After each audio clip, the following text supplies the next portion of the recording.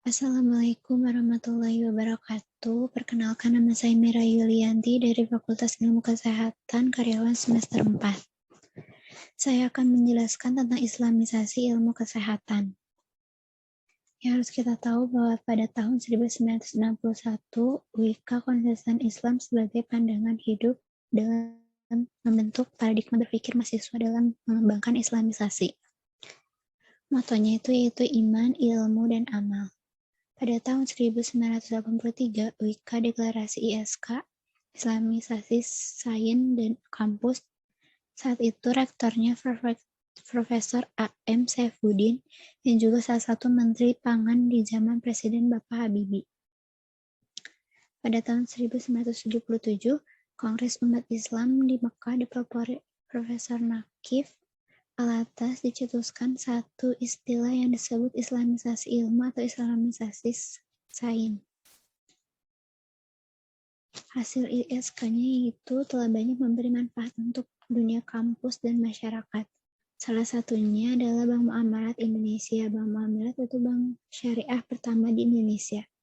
Bank ini merupakan pelopor bank syariah di Indonesia, diresmikan saat masa jabatan Presiden kedua Indonesia, yaitu Bapak Soeharto. Di UIK, Islam dijadikan roh segala jurusan. Apapun jurusannya pasti ditanamkan nilai Islam di dalamnya. Dari jurusan ekonomi, kesehatan, maupun teknik, semuanya dilandasi agama Islam. Tujuan Islamisasi ilmu. Tujuan Islamisasi ilmu adalah menyeimbangkan ilmu dan agama agar dunia dan akhirat seimbang.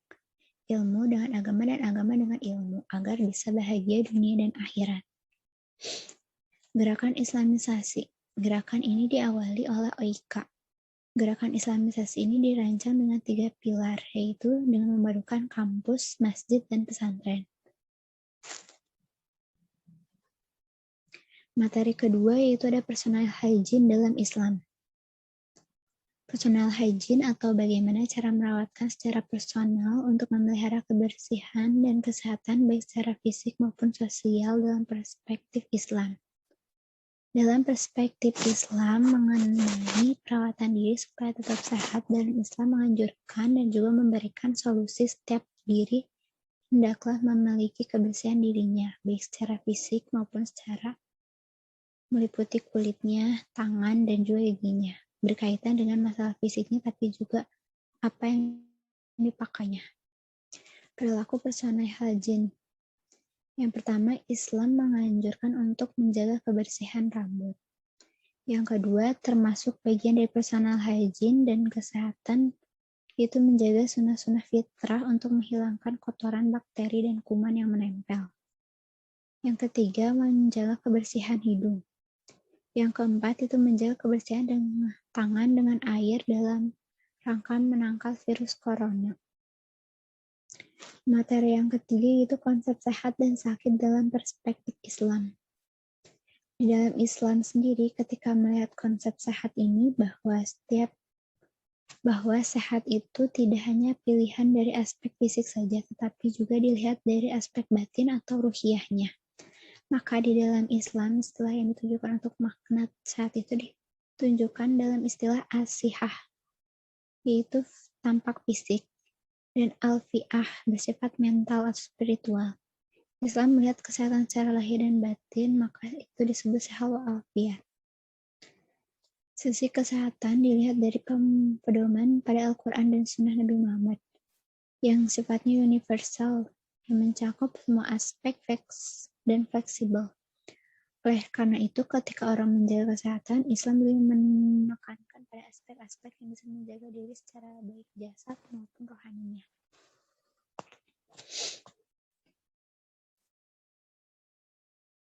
Materi yang keempat yaitu ada kesehatan lingkungan. Kesehatan lingkungan dalam Islam dan masalah kesehatan lingkungan dengan perspektif Islam berarti kita sedang mempelajari hubungan timbal balik antara faktor kesehatan dan juga dengan lingkungannya. Kesehatan lingkungan merupakan suatu kondisi lingkungan yang mampu menopang keseimbangan ekologis untuk mendukung tercapainya kualitas hidup manusia dan juga lingkungan yang sehat antara manusia dengan lingkungannya, sama-sama memiliki timbal balik dalam rangka mencapai suatu kesehatan, kesejahteraan, dan kebahagiaannya. Masalah tentang lingkungan hidup ini seperti seseorang yang Allah turunkan untuk memakmurkan bumi. Jika seorang muslim menempati kedudukan yang strategis dalam masalah kesehatan lingkungan ini, setiap manusia disebut Allah sebagai khalifah. Allah bahkan berfirman bahwa sesungguhnya aku hendak menjadikan manusia ini sebagai khalifah di muka bumi. Sehingga Allah melarang keras bagi manusia ketika manusia itu melakukan kerusakan di muka bumi dan seisinya. Allah memberi peringatan kepada manusia jangan sekali membuat kerusakan alam. Masalah kesehatan lingkungan dalam Islam juga mengajarkan mencintai budaya hidup yang bersih. Bahkan hidup yang bersih tidak hanya sekedar hati suci, tetapi Islam juga melihat lingkungan dalam perspektif suci. Mulia dalam teknik sucinya. Oleh karena itu Allah Subhanahu wa Ta'ala menciptakan orang yang taubat dan juga menjauhkan diri dari najis yang kotor dan juga bersuci diri dengan taubat dan segala dosanya. Bahkan Nabi sangat mengutuk orang-orang yang sembarang buang sampah, meludah, dan membuang kotoran di tengah jalan. Makanya ada sesuatu yang dilaknat oleh manusia seluruhnya, yaitu ketika orang itu membuang kotoran di tengah jalan, di bawah pohon tempat berteduh, atau di aliran sungai yang itu menjadi hajat orang banyak. Fasilitas kesehatan masyarakat seperti sumber air yang banyak. Materi yang kelima yaitu kesehatan nutrisi dalam perspektif Islam. Islam mengatur seluruh aspek kehidupan manusia termasuk dalam bidang kesehatan. Salah satunya yaitu masalah nutrisi. Islam mengatur umatnya untuk mengonsumsi makanan yang bergizi halal. Hal ini tercantum dalam beberapa ayat Al-Quran yang menerangkan tentang aturan makan dan minum. Ya ayyuhan nasu kulu mimma fil ardi halalan thayyiba. Artinya, hai sekalian manusia, makanlah yang halal lagi baik dari apa yang terdapat di bumi. Quran Surat Al-Baqarah ayat 168. Wa kulu washrabu wa la tusyrifu. Innahu la yuhibbul musrifin. Artinya, makan dan minumlah dan janganlah berlebih-lebihan. Sesungguhnya Allah tidak menyukai orang-orang yang berlebihan. Quran Surat Al-A'raf ayat 31. Berbagai jenis kelompok makanan yang mengandung karbohidrat dapat berasal dari sereal atau umbi-umbian. Sumber vitamin dan mineral berasal dari sayur mayur dan buah-buahan. Dan sumber protein yaitu berasal dari lauk hewani dan nabati, serta membatasi asupan gula, garam, dan minyak. Ternyata Al-Quran sudah lebih dahulu mengkaji prinsip gizi seimbang tersebut. Ayat-ayat Al-Quran telah menyebutkan berbagai jenis kelompok makanan yang mengandung karbohidrat, vitamin, mineral, protein, dan juga lemak. Hal ini sesuai dengan teori gizi seimbang, di mana tidak ada satupun jenis makanan yang mengandung semua jenis dibutuhkan tubuh secara sempurna, kecuali air susu ibu ASI untuk bayi usia 0 sampai 6 bulan. Materi yang keenam itu ada karakteristik ilmu kesehatan Islam. Islam memiliki karakter sendiri dan ciri-ciri yang khusus. Ciri-cirinya yaitu yang pertama, ilmu kesehatan Islam lebih menekankan kepada aspek pencegahan atau preventif. Dengan prinsip ilmu kesehatan berupaya menumbuhkan kehidupan sehat dan menerapkan pola hidup sehat, seimbang, sederhana, dan tidak berlebihan. Menjauhkan diri dari makanan dan minuman yang mengandung khamar.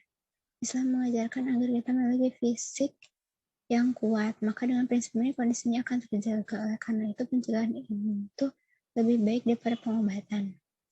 Yang kedua, ilmu kesehatan berbasis Islam pada bidang ilmiah. Ilmu kesehatan Islam bukan didasarkan pada muqarabah, tahayul, dan bid'ah. Didasarkan pada Al-Quran dan konsep Al-Quran tentang kesehatan. Dalam Al-Quran salah satunya yaitu asyifa, yang artinya penyembuhan. Yang ketiga, ada ilmu kesehatan Islam berdasarkan pandangan secara komprehensif. Islam melihat bahwa penyakit itu tidak hanya ditinjau dari sebab akibat yang bersifat empiris saja, tetapi juga dilihat dari sisi batinnya. Misalnya dilihat dari hubungannya dengan manusia, hubungannya dengan sosialnya, karena terkadang kalau orang itu kikir dan pendengki, murah iri hati, itu juga akan mendatangkan penyakit. Jadi dampak dari penyakit hati itu secara otomatis berdampak pada penyakit fisiknya. Yang keempat, Islam menekankan pola hidup yang sederhana, seimbang, dan tidak berlebihan. Dalam kondisi, jadi diberi oleh Allah SWT secara seimbang dan memperbaiki kesehatan manusia. Dalam ilmu kesehatan Islam ada nilai ihsan bagi manusia.